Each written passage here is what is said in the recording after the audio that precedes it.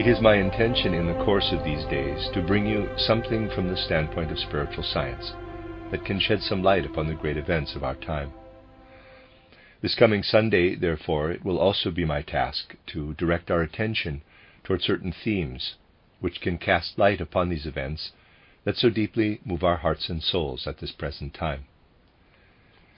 My purpose today is to establish a preparatory foundation by guiding you toward an awareness of certain powers and forces that are active in the historical life of humanity, but which can only be recognized through those insights that spiritual science is able to give, and are not directly perceptible to ordinary everyday consciousness. I shall make reference today to certain facts of human development, working at a more or less subconscious level, as they come to expression in the course of human history. But as you know from what is described in my book titled Knowledge of the Higher Worlds, How Is It Achieved?, we should be aware from the outset that what takes place in the hidden depths of every human being can be discerned in successive stages of supersensible knowledge, in so-called imaginative knowledge, inspirative knowledge, and intuitive knowledge. In yesterday's public lecture, I have already emphasized that it must always be borne in mind that the spiritual scientist who reveals something about the spiritual worlds as a result of imaginative, inspirative, and intuitive perceptions does not bring anything that does not already exist, even without his knowledge, in those spiritual regions in which every soul dwells. The spiritual scientist only draws attention to what lives and weaves in the world, and to how the individual human soul finds its place there. Hence, such knowledge is important, not only for those who intend to penetrate into the stream of occult experiences, but also for every human soul, in that it constitutes an inner reality under all circumstances, albeit one that cannot be recognized by ordinary, everyday perception.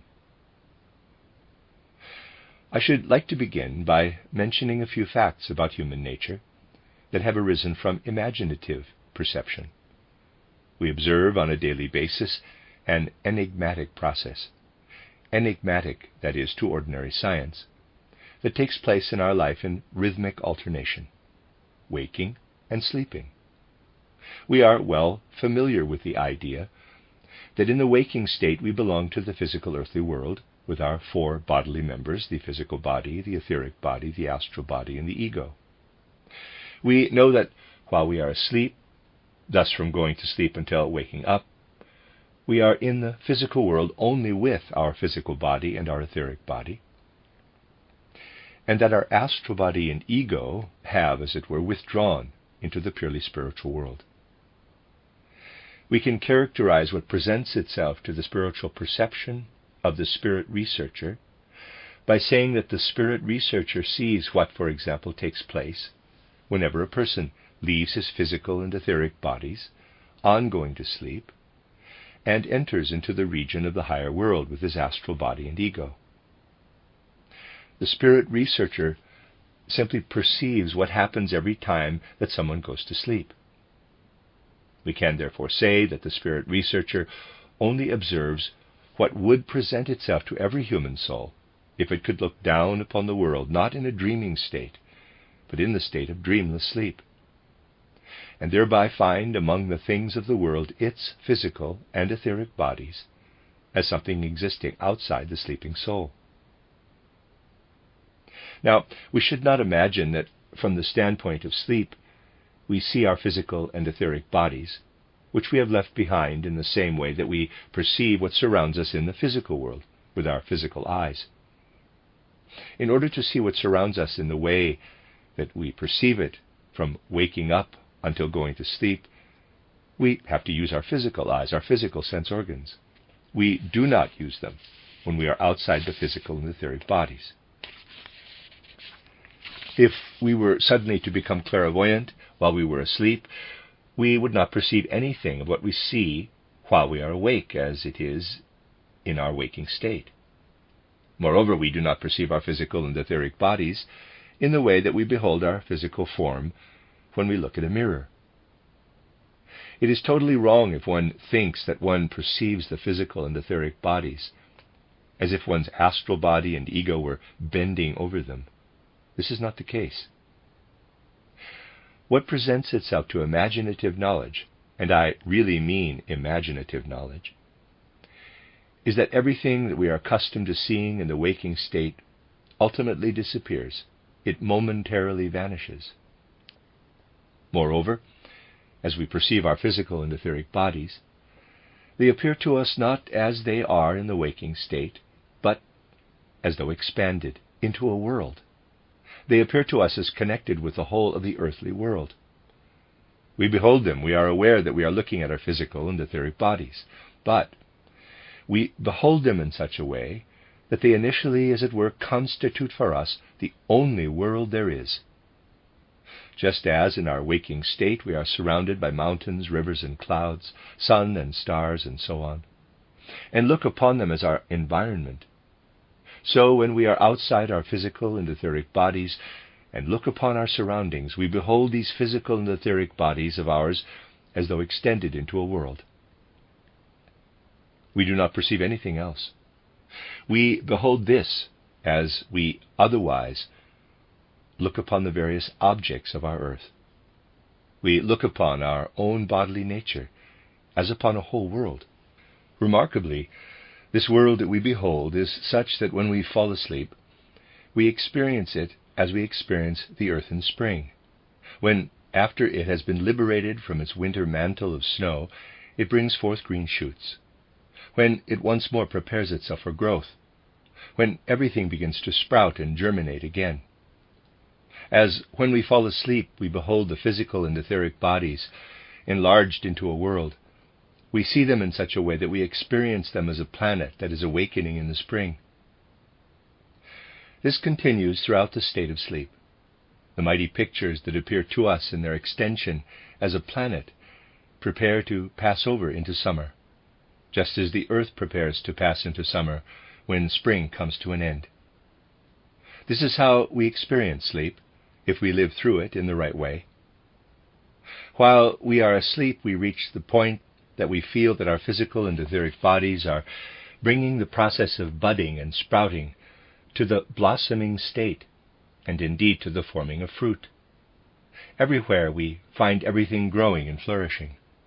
To be quite specific, I have to say that what presents itself to imaginative perception has something paradoxical about it.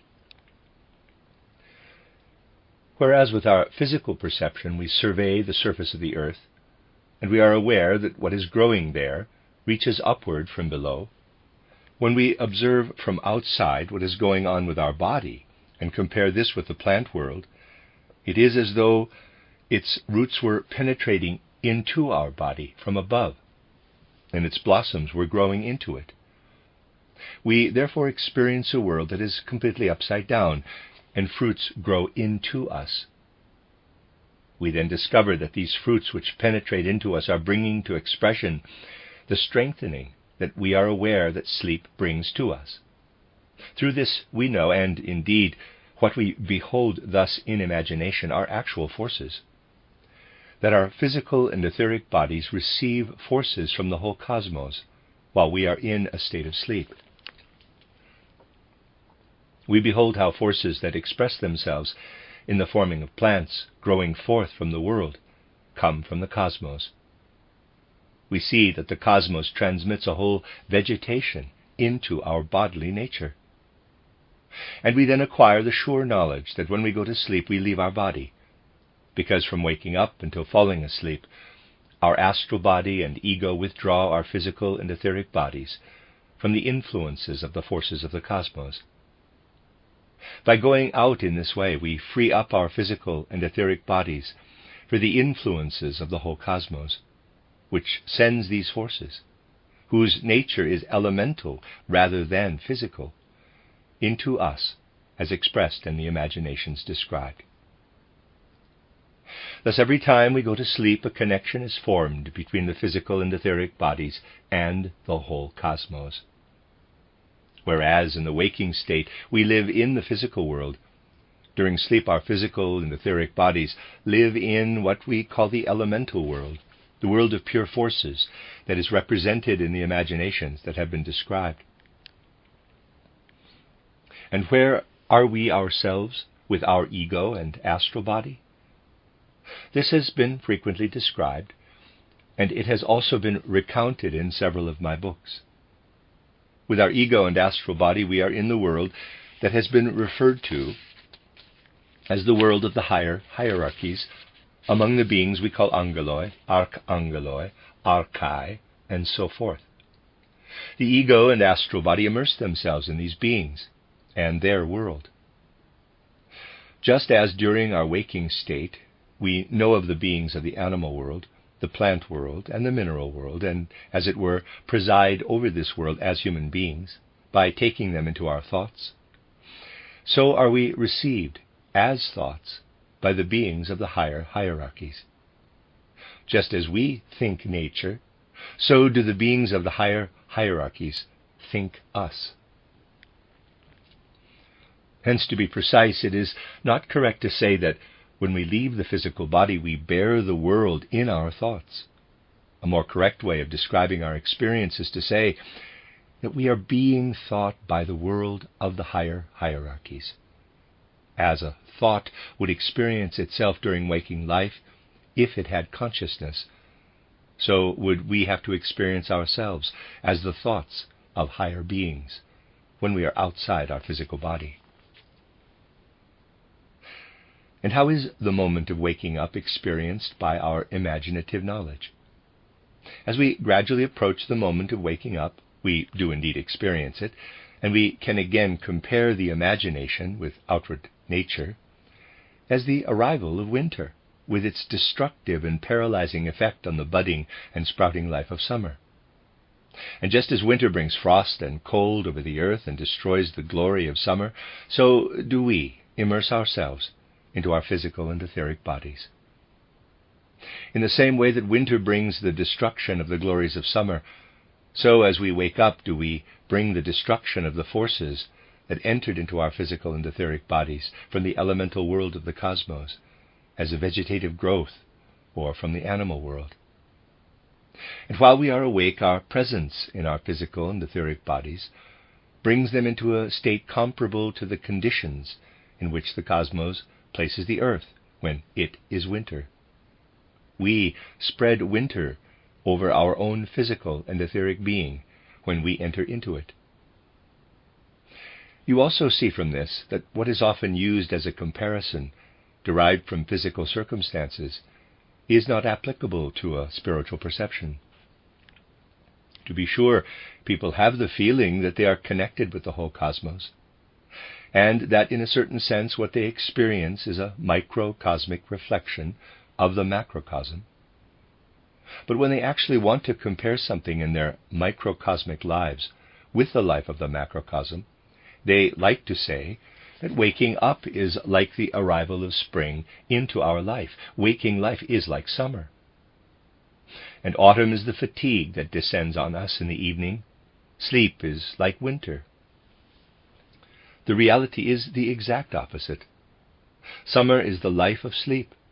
Winter is waking life. That is the truth of the matter. When the spirit researcher really investigates these relationships, he finds that while his ego and astral body rise into the regions of the higher hierarchies and are thought by higher beings, not only does that which derives from the elemental world influence his physical and etheric bodies, but certain beings of the higher hierarchies also work right into our physical and etheric bodies. Not only is it the elemental world consisting of forces, but actual beings, beings of the higher hierarchies that are active in our physical and etheric bodies. And what is remarkable is that we can be aware that at the moment when we go to sleep, we enter into conditions that are quite different from those that prevail while we are awake. As said, everything that can be expressed in this way is based upon the fact that spiritual research enables us to contemplate the processes of going to sleep and waking up. And it then becomes apparent to it that that being from the higher hierarchies, whom we must experience as the folk spirit, the folk soul to whom we belong, is influencing our physical and etheric bodies.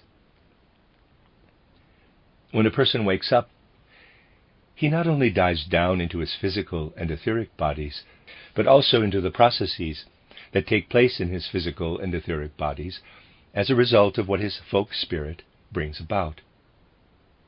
The remarkable thing is that I beg you to note this well, for it behooves those of us who want to penetrate into spiritual science to study the connections between things more deeply than is possible for ordinary outward perception. When someone goes to sleep, he not only dives down into those beings of the higher hierarchies that correspond to his individual development, but also into such spiritual beings as we must regard as folk spirits. Moreover, from going to sleep until waking up, he immerses himself in the connections of all folk spirits other than his own. So let us note this carefully. While we are awake, we live immersed in the spiritual facts that our own folk spirit enacts in our physical and etheric bodies. We live, as it were, together with our own folk spirit from waking up until going to sleep. But in addition to our folk spirit, there are all the other folk spirits of the other peoples. When we go to sleep, we become immersed in the connections of the other folk spirits. Not in one other individual folk spirit, bear this strictly in mind, but in what they accomplish together, what they accomplish in association as a community. Only our own folk spirit is excluded from this context during the night. We cannot avoid having a connection with all those folk spirits belonging to the other peoples in which we are not incarnated in a particular incarnation. For in that we belong to our folk spirit when we are awake, we belong to the other folk spirits when we are asleep, though only to their interaction with one another. When we are awake, we belong to the intentions of the particular folk spirit in whose realm we were born in a specific incarnation. But there is a means, also during sleep, of becoming immersed in the being of one other particular folk spirit. Whereas we normally live within our own folk spirit together with his activity when we are awake, and in sleep in the interaction between the other folk spirits, we can dive down when we are asleep into one particular folk spirit if we acquire in life a really burning hatred of what this other folk spirit brings about. However grotesque it may sound, it is nevertheless true, and in our movement we must be able to cope calmly with such truths, that if someone feels from his innermost being so intense a hatred toward another people, he condemns himself to sleeping with the folk spirit of this people during the night, to being together with it. Here we are dealing with truths with respect to which we can see that behind the veil that conceals the spiritual worlds for ordinary observation, life begins to acquire a deeply serious character, and that it is in a certain sense uncomfortable to be an adherent of spiritual science.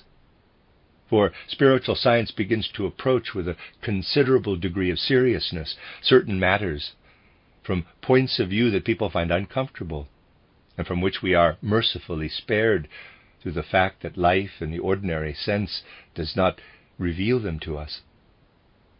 Although we must, of course, stand fully in outer life on the ground that this outer life demands of us, we must regard such a principle with full seriousness if we raise ourselves in the realm of spiritual science to those realms where other facets of life begin to reveal themselves.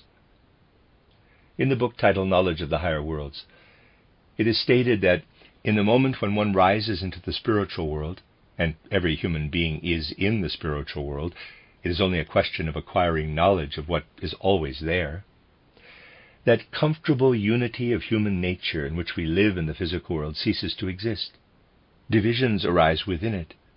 But apart from those divisions that are mentioned there, and which one can observe after the meeting with the guardian of the threshold, many other divisions appear, including one that is of deep significance for our whole life of feeling. we should recognize that while in a particular incarnation we must fully do our duty toward the people to which we belong and offer it our unstinting love, this national entity plays its part in the whole evolutionary process of the earth. We must be clear that in that we are, through our ego and astral body, also spiritual beings. We belong to the whole of mankind and should share our impulses with humanity as a whole. It is not the case that spiritual science allows us to live in a one-sided attitude. We must be able to bring the two sides of our being into full harmony with one another. We must be clear that even though as people of our present incarnation we can, while being spiritual scientists, identify lovingly with our own people, just as anyone can love his national heritage, we must bring this feeling into harmony with what unites us with the whole of mankind. Spiritual science emphasizes, in a particular way, this leading us into ever greater unity with humanity as a whole, because it reveals to us that through our ego and astral body we are connected with the whole of mankind. It increasingly demands of someone who dedicates himself to it with heart and soul that he creates harmony between opposites. It would be disastrous if one were to confuse true spiritual science with that vague mysticism that would forever like to combine the needs of outward physical life with that to which we must aspire by reaching into the spiritual world. For that vague mysticism, which would seek to bring into ordinary life the things which spiritual science reveals in their true light, will, for example, never be able to bring the love of one's own nation into harmony with love for the whole of mankind, and will lead to a vague, mystical cosmopolitanism. One can, as I have already done, compare this with what nebulous-minded theosophists are forever saying about equality and about the equal values of all religions of the earth. To be sure, one can say in abstract terms, all religions of the earth contain the truth. But that is exactly the same thing as saying that on the table there are pepper, salt, and paprika, and all sorts of other things. And all these are condiments. Sugar, pepper, salt, and paprika, they are all the same. So I put paprika in the coffee and sugar in the soup, because they are all condiments. Those who blather in a vague mystical way about the unified essence of all religions, instead of penetrating into the true nature of each one as it appears in our earthly evolution, are basing themselves on the same point of logic. It is not a question of constantly saying that all peoples are merely the expressions of the universally human, but rather that we recognize the specific tasks that the various peoples are given by their folk souls. Some indications in this direction were given in the lecture cycle, which was printed some time ago and was held several years before the outbreak of the war. And since the lectures were not given under the influence of the war, it cannot be said that they resulted from impressions of the war, titled The Mission of the Individual Folk Souls in connection with Northern Germanic mythology. It is important, especially in our time, to reflect about such serious things as this, so that harmony between universally human love and the love of one's own people can be found. One does not need to shy away from characterizing the particular qualities of an individual nation, insofar as it is a nation. The individual human being always rises above his nation. However, as is apparent from the observations that I have already made, this must, of course, be done without any hatred.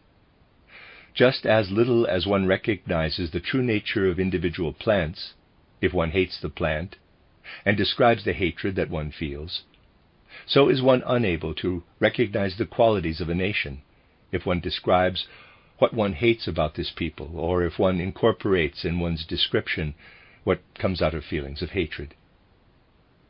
Moreover, it must be the constant endeavor of those who are able to rise to the viewpoints of spiritual science, not to see the nature of the world in a uniform singularity, but in the harmony of its manifold characteristics. A person must be able to feel every possible warmth for his own people, a warmth that does not need to be any less than that of someone who does not aspire to spiritual science, while, on the other hand, he should be able to unite this with everything that brings us together with the whole of mankind, to which we belong as one great all-encompassing being. As already stated, we shall turn to matters such as this the day after tomorrow. What I want to say now is that as we pass from our waking state into that of sleep, and are therefore received by the beings of the higher hierarchies, we at the same time cast off that which connects us with our particular incarnation through our physical and etheric bodies. In sleep, we therefore also cast off our national character. Through sleep, we become simply human beings with all the qualities that we must have through the experiences that we have had as human beings. If, as spirit researchers, we observe what is happening with a person, both when he is awake and asleep, we perceive that when he is asleep, his ego and astral body are living in the spiritual world, just as his physical and etheric bodies also belong to the great world. That this personal life, which, as it were, takes its course within our skin, ceases, and that we extend ourself to the great self. Now, consider that in the course of 24 hours we actually experience a summer and a winter state. The earth also passes through these summer and winter states, but the earth traverses them in the course of a year.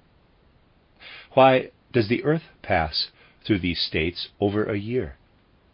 Because the earth is a being as we ourselves are, though at a different hierarchic stage. The whole earth, if we observe it physically as it is around us, is the body of the earth. And just as we bear within ourselves a soul and spirit, so does the earth also have its soul spiritual aspect. The difference is merely that we wake up and go to sleep in the course of 24 hours, while the earth wakes and sleeps in the course of the year. It is awake from autumn until spring, and sleeps during the summer. Thus we can say that during the summer we are living embedded in the sleeping earth, and during the winter we live embedded in the waking earth. It is not true that the earth is awake in summer and asleep in winter, as we can say in the trivial comparison taken from ordinary life. The truth is that when autumn comes, the earth wakes up as a soul spiritual being and is most awake in the middle of winter. The earth spirit is most deeply immersed in thought in the middle of winter, and it begins gradually to cease thinking with the approach of spring, and it sleeps when outer life is budding and sprouting. The earth spirit is asleep during summer. As human bodies, we are not only connected through our physical body with the body of the earth, but we are also connected with the spirit of the earth. We know through various lectures that through the mystery of Golgotha, the Spirit, whom we call the Spirit of Christ, united himself with the Spirit of the earth. Since the mystery of Golgotha, the Christ Spirit has lived within the Spirit of the earth. Consequently, if people want to celebrate a festival that would express to them that the Christ Spirit is within the Spirit of the earth, at what time would they have to mark this festival? They would have to place the festival not in the summer, but in the winter. This is the Christmas festival. It is for this reason that the Christmas festival and what develops from it is celebrated in winter. This derived from a true knowledge which in former times fixed the ordering of the Christian year. The Christmas festival was laid down in accordance with occult truths and not with historical facts, because as regards what now constitutes humanity, man is united with the most fully awake condition of earth existence, in that his soul spiritual aspect is embedded in the soul and spirit of the earth during the winter. In the winter he lives together with the waking earth. And what will people in former times, who, as we know, based their service and knowledge of the world upon a kind of dreamlike clairvoyance, have done? they must primarily have appealed to what lives in the sleeping earth spirit, to when the earth spirit is, for the most part, asleep, and has withdrawn into a state of sleep. In contrast to people of modern times, they must have been inspired by the truths that flowed to them in an unconscious way as best befitted them.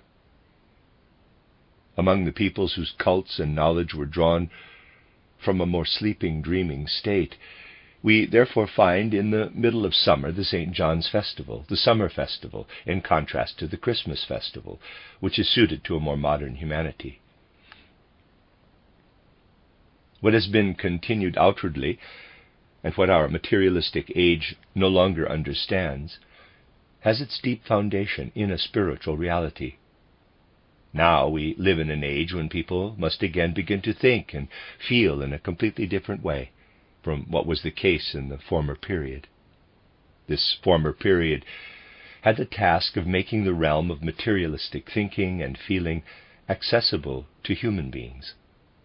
And the last few centuries that human souls have been living through have indeed brought this about. Earthly evolution had to pass through this materialistic epoch. It is not good if we only have harsh criticism for materialism, for it had to make its appearance in earthly evolution.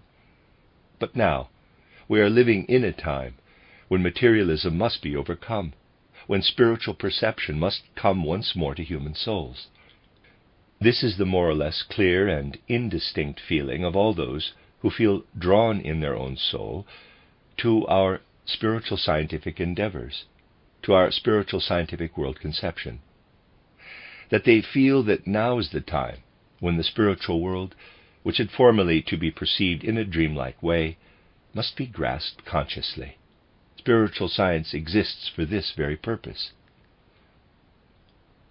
The period that has now elapsed was that of materialism.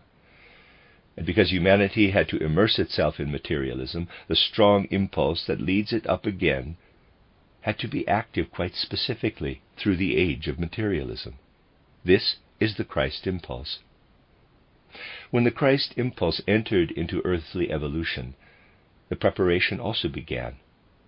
It entered its most active stage in the 14th and 15th centuries. But when the Christ impulse approached, humanity was preparing to immerse itself in materialism. The Christ impulse existed as an objective fact in world evolution, but the people living in the time when it appeared were least of all able and ready to understand it. We now live in a time when we need to begin to understand what took place then. What do we see from this? We see in evolution, to this point, that the Christ impulse has followed a remarkable course. We see that once it entered into human evolution through the mystery of Golgotha, this Christ impulse was not understood by those living at the time. Let us try to form for ourselves a picture of what people did in their cleverness. In the first and following centuries after the emergence of the Christ impulse, we find that all manner of theological systems are formulated, that people argue about how they should think of the Trinity, and so on. We see an endless amount of theological quarreling and disputation over the centuries. And it would be the worst possible path to take if one sought from all these theological arguments to understand today how the Christ impulse was exerting its influence. The people who were arguing about their understanding of it did not understand anything of the way in which the Christ impulse belongs within evolution. Let us try to form a clear picture of how its influence became apparent. I should like to present some facts in this connection. Let us take an event that occurred in the 4th century, in the year 312, and on 28 October, and which completely determined the future map of Europe. This was when Constantine, known as the Great, the son of Constantius Chlorus, marched against Maxentius, the ruler of Rome, and won a victory over him, which led to Christianity also becoming outwardly victorious in the Western world. Constantine then made Christianity the official state religion. But did he manage this out of his own cleverness? Did what occurred at that time happen out of cleverness at all? We cannot say that this was so. What actually happened? When Maxentius, the Roman emperor, had learned that Constantine was on the march, he first consulted the Sibylline books. He therefore set about trying to understand world phenomena in a dreamlike way. What he derived from these books was interpreted to him as follows. The right deed would be done by one who, as the ruler of Rome, would leave the city and fight the battle outside its walls. This was the most improbable advice that could be imagined, for Constantine had a much smaller army than Maxentius and would not have had much success if Maxentius had stayed in Rome. Moreover, it was not the generals in Constantine's army who won the victory. The situation was rather that Constantine had a dream where the symbol of Christ appeared to him. In response to this dream, he ordered that the cross, as Christ's symbol, be carried in front of his armies. He made his subsequent deeds dependent upon the revelations of his dream. This battle, through which the map of Europe was determined at that time, was not decided by the cleverness of human beings, or won by the generals, but by dreams and prophecies. Everything in Europe would have taken a different course if things had turned out in accordance with human consciousness and not in accordance with what emanated from unconscious influences that people were not even aware of. Theologians have argued about the nature of Christ, whether he was born in eternity together with the Father, whether he was born in time, whether he is equal to the Father, and so on. In all their thoughts, nothing of the Christ impulse is contained. Rather was its influence to be found in the subconscious minds of human beings. It worked not through the ego, but through the astral body. The Christ impulse was a reality, and it was active without people needing to understand it. That is the important and essential fact. The way in which Christ has been working is as independent of what people have understood of him as the course of a storm is independent of what people have learned about electric machines or other such things in physical laboratories. The time is now come when we must immerse ourselves consciously in the influence of the Christ impulse. Nevertheless, Christ has always been actively engaged in what has happened historically. Let us turn from this to another example from a later time. For this, we need to recall something that I have already explained to you.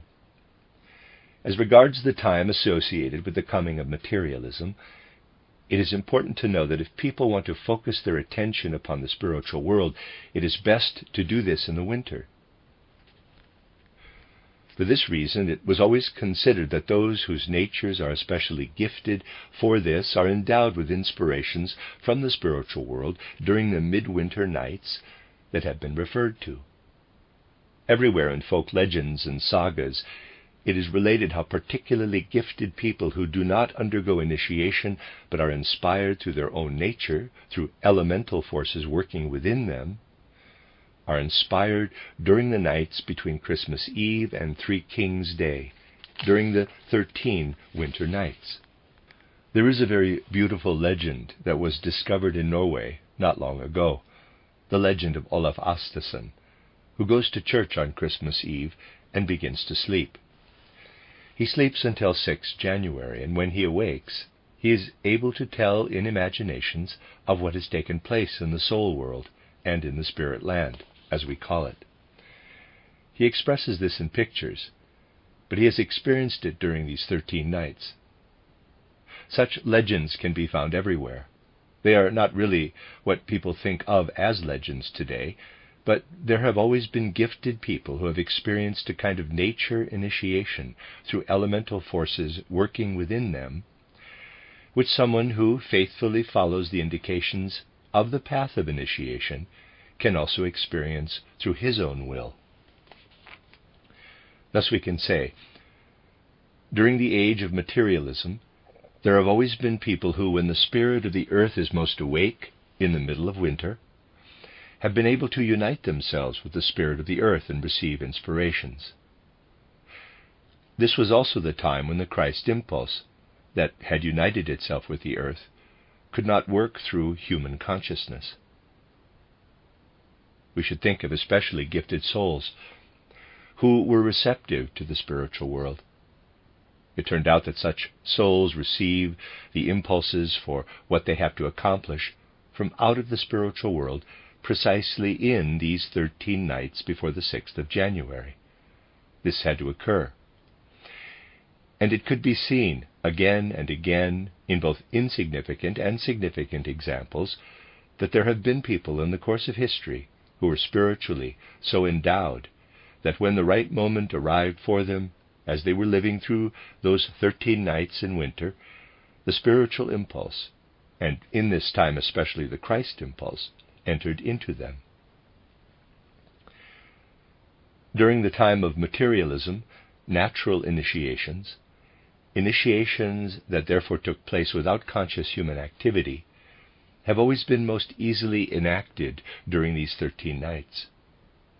And whenever such initiations manifested themselves, we find that they occurred during these 13 nights. There is one event that even those who have the least inclination to recognize the spiritual world, and very few people are inclined to do so today, will acknowledge: that in the 15th century, spiritual powers visibly entered into the course of history through a young woman, the Maid of Orleans. It can also be proved historically that the whole map of Europe was shaped differently through the Maid of Orleans, having helped the French in the war against the English.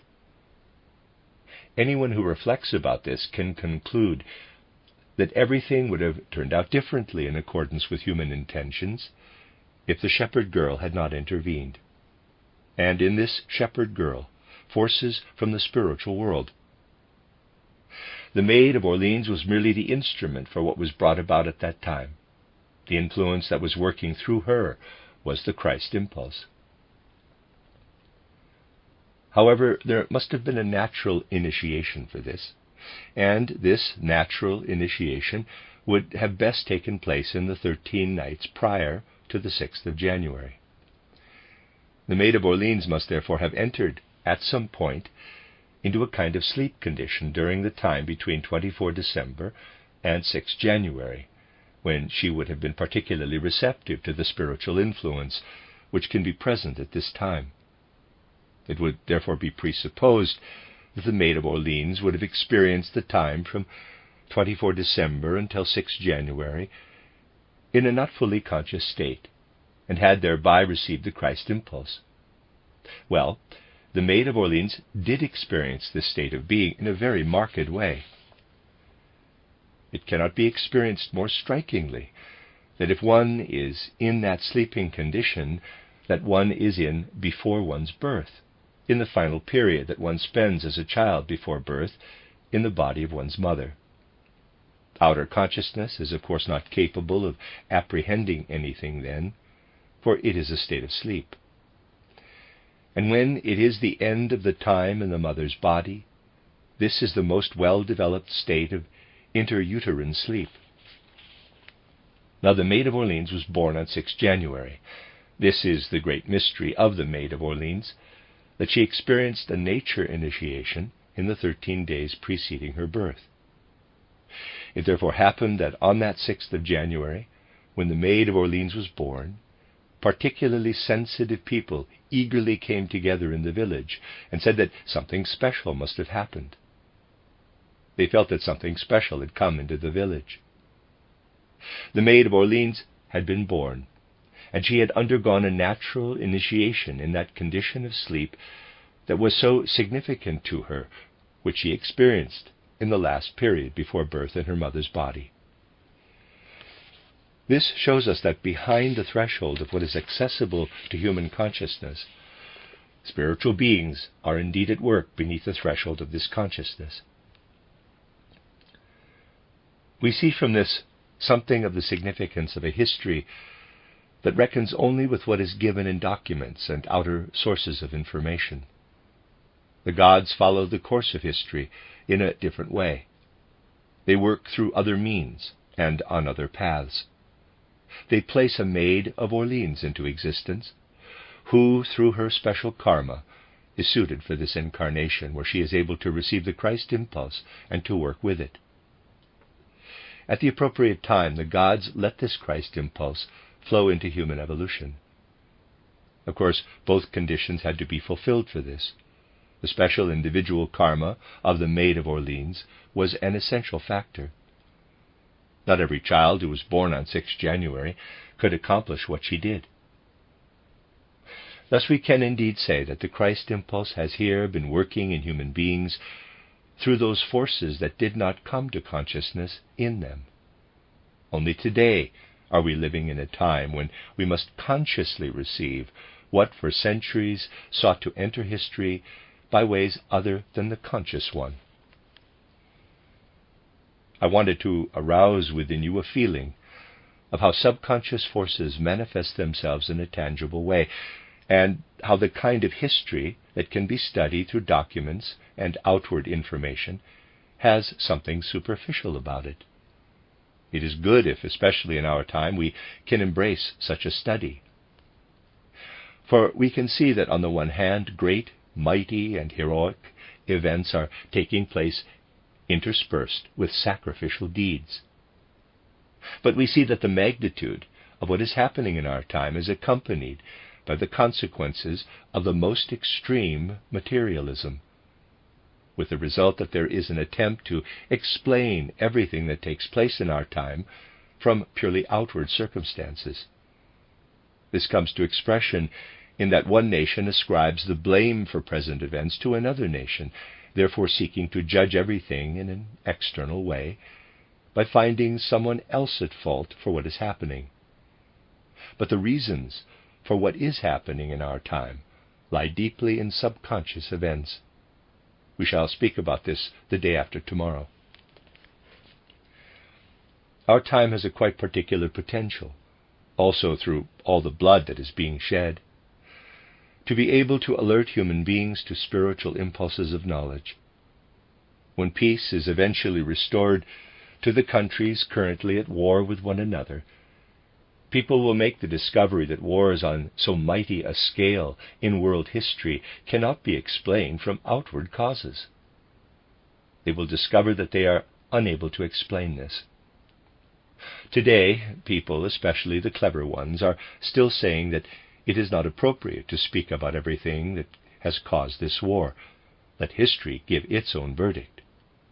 And they think themselves to be particularly clever when they say that only in 50 or 100 years will history be able to give the true picture. What people call history today will never explain the causes of present events. And it will come to be seen that these causes cannot be discovered from external observation. But there will be other means of help, as is shown from an occult study of our present time. What is one of the most striking phenomena of this destiny-laden time?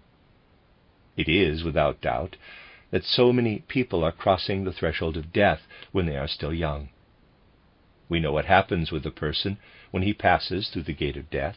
We know that, to begin with, his etheric body, astral body, and ego leave his physical body, and that after a relatively short time he casts off this etheric body and continues his further journey with an extract from it. But is it not reasonable to think that there must be a difference between an etheric body that has been cast off between the ages of 20 and 30, which would still have been able to see to the functions of human life for decades, and an etheric body that is cast off in old age? Yes, there is a great difference. When someone dies as a result of old age, or through illness, the etheric body has fulfilled its task. But, in the case of a young person, of whom there are countless numbers now passing through the gate of death, the etheric body has not been able to fulfill everything that it could have fulfilled. I should now like to show you through an actual example what happens when etheric bodies are, as it were, forcibly separated from the physical body. One could, of course, give numerous examples of this, but I want to mention to you today an incident that we experienced in Dornach last autumn. We experienced this at the site where the Goetheanum stands. A family living in the vicinity of the building had a little son of 7 years of age, a family belonging to our anthroposophical circle. He was a very likable 7-year-old boy, a wonderful little child. He was so good that when his father was called up for military service, the little 7-year-old Theo said to his mother that he would have to work especially hard in order to help her in areas where his father would have helped her. One evening after a lecture, someone belonging to our circle came to tell us that little Theo had been missing since that evening. Our immediate thought was that there had been some accident. Now, on that very evening, through what in outer life one calls chance, a furniture or removal van had come to a place where no such van had been for years, and none has been since. At a certain spot, it had overturned. Little Theo had been in the small house known as the canteen because some friends of ours who are working on the building have their meals there. He would have left there earlier, but he was detained for some reason, and whereas he would normally have left through a door that would have led him to take a certain path, on this occasion he went through a different door that led him to pass by the van at the very moment when it overturned. The van fell on top of him. This is one of those examples when we can so clearly see how karma works. I have often used the simple comparison in order to show how cause and effect are frequently totally muddled up. We see someone walking along a river. Suddenly we see that he has fallen into the river. We go to the place and find a stone at the spot where it fell. The person is pulled out of the water, but he is already dead. If one does not investigate the matter further, one will recount the affair with an absolutely clear conscience as follows. The man stumbled over the stone, fell into the river, and was drowned. But one would only have to have investigated further to find that his death occurred not because he fell into the water, but that he fell into the water because he was dead. He had had a stroke. The situation is therefore the opposite of what one thinks. So you can see how easy it is to confuse cause and effect.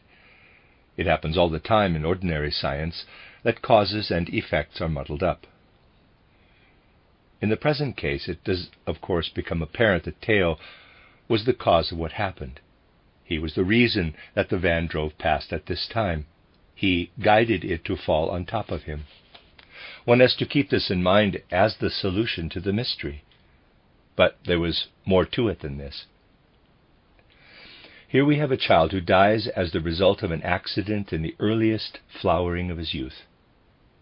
Now, if one is united with all one's heart with the whole of the building work in Dornach, and at the same time has the possibility of observing the influences involved with this building, one can say that this etheric body that was so forcibly separated from little Theo is now in the atmosphere of the building, and one gains the most beautiful inspirational forces for the work that is connected with it by uniting one's soul with what lives in an extended form, as though enlarged into a small world in the atmosphere of the building.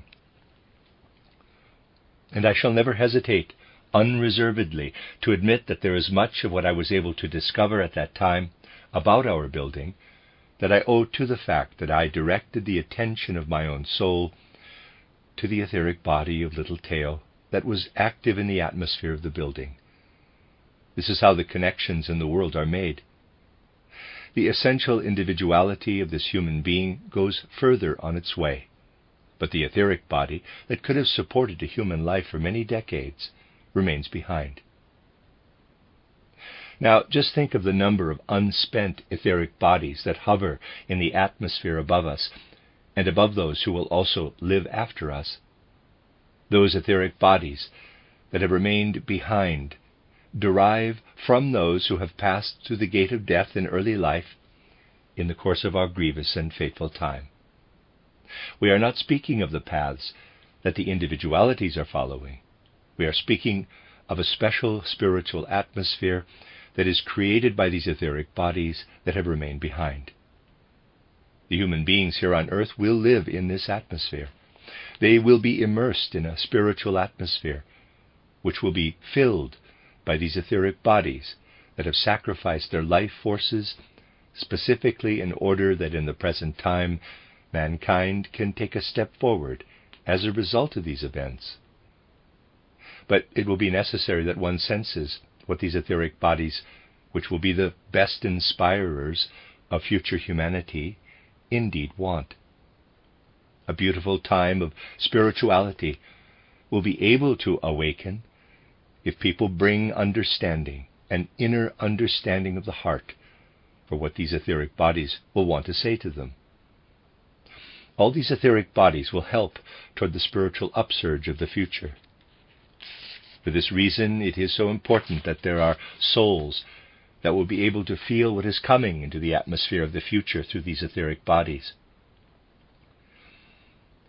You will not learn something about the nature of these etheric bodies only by being able to say that man consists of a physical body, etheric body, astral body, and ego, but also by knowing the secret of the influence exercised by these etheric bodies, and how this influence will work on in the future.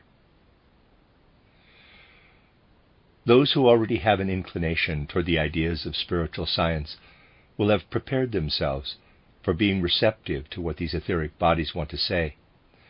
If we, therefore, turn our souls to the spiritual world, we will prepare ourselves and those who will come after us to feel what the legacy, the etheric legacy of the dead, wants from the humanity of the future.